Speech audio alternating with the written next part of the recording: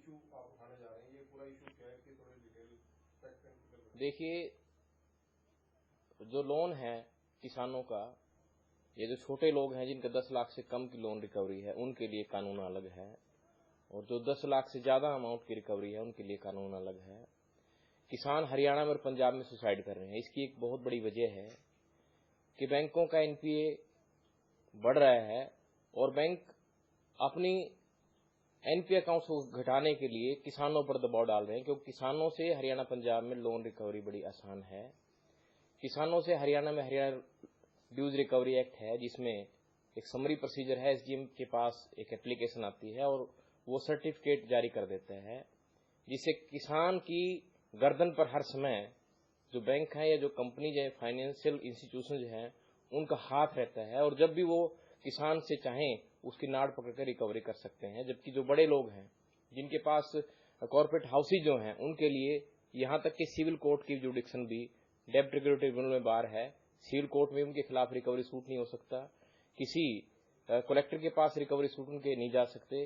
इसलिए किसानों पर दबाव बढ़ रहा है, छोटे लोगों पर दबाव बढ़ रहा है, और इसी वजह से आत्महत्याएं किसानों की, और जो कम रिकवरी के अमाउंट है उनमें ज्यादा हो रही हैं, और जो बड़ी रिकवरी के अमाउंट है पूरे हरियाणा, पंजाब, हिमाचल और जम्मू कश्मीर में जो लोन रिकवरी है 10 लाख से ज्यादा है, उसके 10,000 से ज्यादा केसेज चंडीगढ़ में पेंडिंग है, जिसमें पहले एक ही प्रिजाइडिंग ऑफिसर था जो लाखों करोड़ों रुपए की, कई हजार करोड़ रुपए की जो रिकवरी है उसके लिए आज सिर्फ 2 रिकवरी ऑफिसर, 2 प्रिजाइडिंग ऑफिसर हैं जो उन केसेज को सुनते हैं, जिन केसेज की संख्या 10,000 है, और जिसमें सुनवाई की जो एवरेज है, एक प्रिजाइडिंग ऑफिसर साल में 500 से ज्यादा केसेज डिसाइड नहीं कर पा रहा है।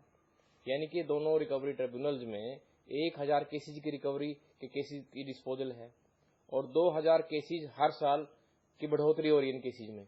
यानी कि यदि आज 10,000 केस हैं तो अगले साल 12,000 केस और फिर 14,000, यानी कि लाखों करोड़ों रुपया जो सरकार का पड़ा है, कई हजार करोड़ रुपए जो सरकार का पड़ा है, उसकी कोई रिकवरी की उम्मीद नहीं है।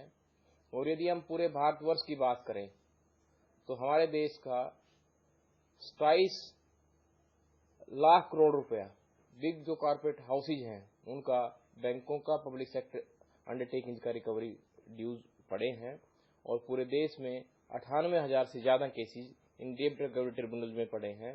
इनकी खास बात यह है कि डेब्ट रिकवरी ट्रिब्यूनल में केसेज की संख्या नहीं घट रही है, लगातार बढ़ती जा रही है, और सिविल कोर्ट में जहां रिकवरी फास्ट है उसकी एक्ट में जुडिक्शन बार कर दी गई है, जिससे देश के लिए एक बहुत बड़ा आर्थिक संकट आने वाला है। हमारी जो अर्थव्यवस्था है, अर्थव्यवस्था के लिए एक बहुत बड़ा खतरा है। 98,000 केस जिनमें रिकवरी 33,000 से ज्यादा की, 33 लाख करोड़ से ज्यादा की रिकवरी पूरे देश में आज पब्लिक सेक्टर अंडरटेकिंग बैंक की पेंडिंग पड़ी है, जो हमारी अर्थव्यवस्था को प्रभावित करता है। बैंकिंग कंपनीज अपना घाटा कम करने के लिए 18% तक लोन पे ब्याज और फिर पेनल्टी रिकवर करती हैं उन लोगों से जो वास्तव में समय पर पेमेंट करते हैं। इससे हमारी इंडस्ट्री भी प्रभावित है, हमारा किसान भी प्रभावित है। विश्व के जो विकसित देश हैं हमें 2% से 4% पर लोन मिलता है, इस वजह से इंडस्ट्रियल ग्रोथ है, हमारी इंडस्ट्रीज बंद हो रखी हैं। और इसके अलावा जो बैंकिंग सिस्टम है हमारे देश का, उसमें जो कॉर्पोरेट हाउसेज हैं उनकी कई बार बिना कोई प्रॉपर्टी मोर्टगेज किए सिर्फ उनकी एनुअल रिटर्न पर ही लोन दे दी जाते हैं, और फिर वो एक्चुअल में इंडस्ट्री में इन्वेस्टमेंट नहीं होती और ज्यादातर पैसा साइफन हो जाता है। हजारों करोड़ रुपया इस तरह से बैंकों को और पब्लिक सेक्टर अंडरटेकिंग्स का विदेशों में चला जाता है, साइफनिंग हो रही है मनी की। हमारे देश के लिए सबसे बड़ा संकट ये है।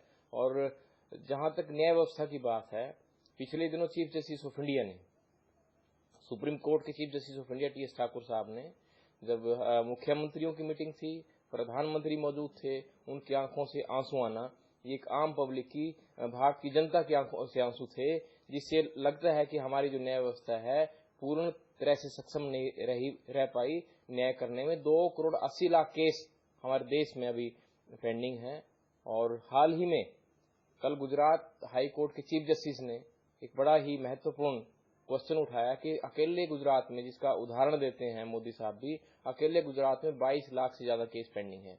जिस देश में 3 करोड़ से ज्यादा केसेज पेंडिंग हो, लोगों को न्याय प्राप्त करने के लिए 20 और 25 साल लगते हैं, उस देश के प्रधानमंत्री को सबसे पहले, यदि वास्तव में वो देश का विकास चाहते हैं और वास्तव में मेक इन इंडिया की जो उनकी बात है उसको यदि वो वास्तव में चाहते हैं, तो सबसे पहले इस न्याय प्रक्रिया को सरल बनाना होगा, शीघ्र और सस्ता न्याय जनता को देना होगा।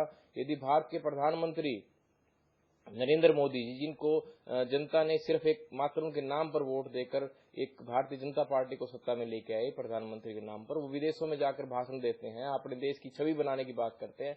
हमारे लोग तो विदेशों में मजदूरी करने के लिए मजबूर है आज की डेट में।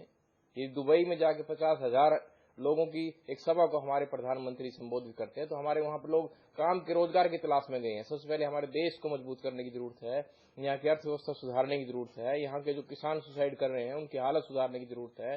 विदेशों में कुछ समय के लिए सरकार को जो टूर प्रोग्राम है वो स्थगित करके हमारे प्रधानमंत्री जी को चाहिए कि हमारी जो अर्थव्यवस्था पे आने वाला संकट है इससे निपटे, और जो लाखों करोड़ों रुपए की जो रिकवरियां पड़ी हैं बैंकों की, पब्लिक सेक्टर अंडरटेकिंग की, जो मनी पब्लिक में सर्कुलेट होना था जिससे हमारा विकास होना देश का, उसकी तरफ ध्यान दे। हमें जहां आज डेप्टी ट्रिब्यूनल में सिर्फ 35 प्रिजाइडिंग ऑफिसर पूरे इंडिया में काम करते हैं, और यदि उनकी एवरेज के हिसाब से देखें, एक प्रिजाइडिंग ऑफिसर साल में 500 केसेज डिसाइड करता है, 98,000 केसेज पेंडिंग है। आने वाले 50 साल तक भी ये केसेज की निपटारा नहीं कर पाएंगे। इसका हल क्या है? इनका हल है कि शीघ्र ही जो प्रिजाइडिंग ऑफिसर हैं डेप्टी ट्रिब्यूनल्स के, कम से कम 300 जजेज की जरूरत है, 300 प्रिजाइडिंग ऑफिसर की जरूरत है इन केसेज के डिस्पोजल के लिए। आने वाले 5 साल में यदि डिस्पोजल सरकार चाहती है तो शीघ्र अतिशीघ्र 300 नए प्रिजाइडिंग ऑफिसर पूरे इंडिया में लगाएं, या फिर जो एक्ट है डेप्टी रिकवरी ट्रिब्यूनल, जिसमें स्पेसिफिकली एक्ट में सिविल कोर्ट की जुडिक्शन बार कर दी गई है, उस प्रोविजन को रिपील करे, ताकि सुविधा के अनुसार जहां पे सिविल कोर्ट्स नजदीक हैं, जहां डिस्पोजल अच्छा है, वहां जो फाइनेंशियल इंस्टीट्यूशन जो अपने केसेज के डिस्पोजल के लिए सिविल कोर्ट्स में जा सकें।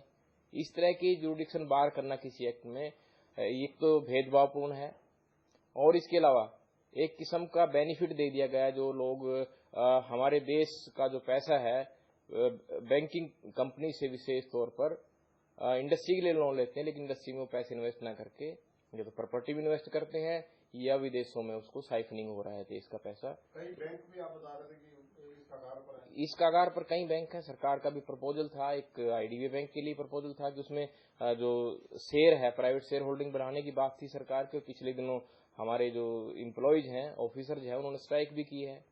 देश का सबसे बड़ा मुद्दा आज अर्थव्यवस्था को सुधारने का है, बेरोजगारों का रोजगार देने की बात है। जब तक हमारा डूबा हुआ पैसा वापस नहीं आएगा, जब तक वो 33 लाख करोड़ रुपया सर्कुलेशन में नहीं आएगा, कहां तक सरकार रोजगार दे सकती है? रोजगार नहीं होगा, अनएम्प्लॉयमेंट बढ़ेगी और मार्केट में परचेजिंग पावर लोगों की कम होगी है। इस वजह से हमारे उद्योग बंद हो रहे हैं, किसान की फसल का उसको सही रेट नहीं मिल पा रहा है, इस वजह से किसान सुसाइड कर रहे हैं। एक बहुत बड़ा आर्थिक संकट है। जो सामाजिक संस्थाएं हैं, जो राजनीतिक पार्टीज हैं, उनको भी इस मुद्दे पर हमारे प्रधानमंत्री जी को गाइड करने की जरूरत है। उनको बताएं कि देश के सामने आज बेरोजगारी की जो समस्या है वो आपकी जो आर्थिक नीतियां हैं, उन आर्थिक नीतियों की वजह से बेरोजगारी है। आप एक अकेले गुड़गांव का नाम गुरुग्राम करते हो, जिससे हमारी इंडस्ट्री पर 3,000 करोड़ से ज्यादा का बर्डन पड़ा है। सबसे जो जरूरी विषय हैं उन पर सरकार भूल चुकी है। भारत के प्रधानमंत्री ने ठीक है देश की छवि बनाने के लिए पूरे विश्व में टूर प्रोग्राम किए हैं, लेकिन उनको साथ साथ ये भी देखना चाहिए कि जिन जिन देशों में गए वह हमारे भारत के जो नौजवान हैं एजुकेशन प्राप्त करके या तो मजदूरी करते हैं, छोटा मोटा रोजगार करते हैं, ये भी हमारे लिए एक शर्मसार विषय है।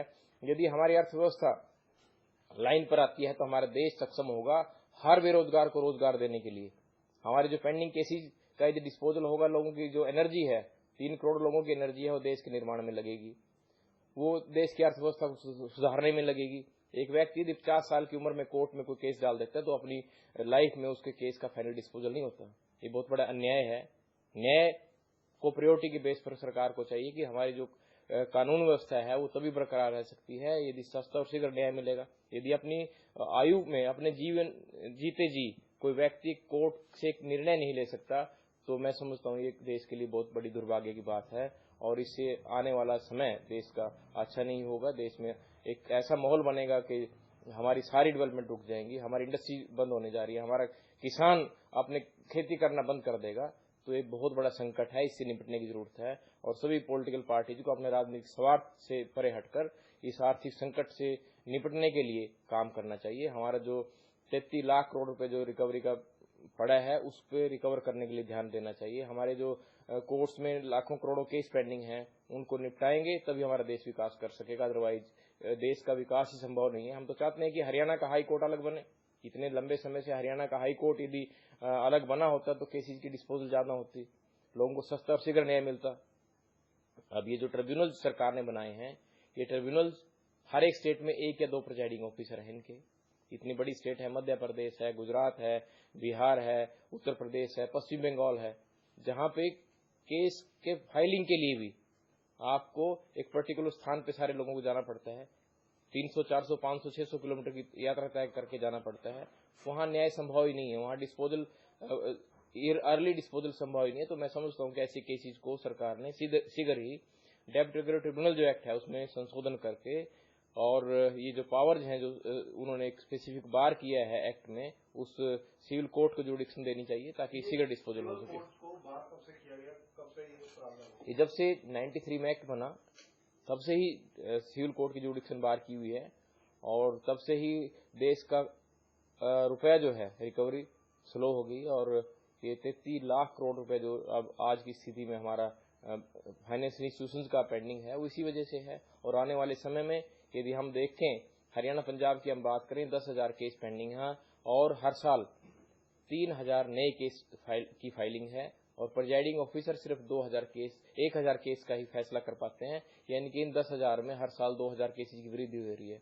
लाखों करोड़ों रुपया जो है हर साल और फंसता जा रहा है, जो एक बहुत बड़े आर्थिक संकट का संकेत करता है देश के लिए। आपने क्या कोई पत्राचार किया? हमने आज ही प्रधानमंत्री श्री नरेंद्र मोदी जी को पत्र लिखा है, एक उनको जानकारी दी है कि आप सबसे पहले प्रायोरिटी पे जो कोर्ट्स की जो स्थिति है, आज जो हमारे प्रिजाइडिंग ऑफिसर नहीं है कोर्ट में, हमारे कोर्ट्स में जजेज नहीं है, उनके अपॉइंटमेंट्स की तरफ ध्यान दें, और जिस तरह के डबल नीति वाले जो कानून है उनको बदलें, सबके लिए एक समान कानून हो, किसान के लिए भी वही रिकवरी का प्रोसीजर हो, और जो बड़े बिजनेस कारपोरेट हाउसेज है उनके लिए भी प्रोसीजर एक हो। और ऐसा ना हो कि एक प्रोसीजर में जहां रिकवरी संभव नहीं है और दूसरे लोग जहां रिकवरी संभव है उन पर दबाव कंपनीज का पड़ता है, और इसी वजह से एक वर्ग के लोग लगातार हत्याएं कर रहे हैं, उनकी आर्थिक स्थिति खराब होती जा रही है, और कुछ लोग देश का पैसा बाहर विदेशों में लेने में सक्षम होते जा रहे हैं।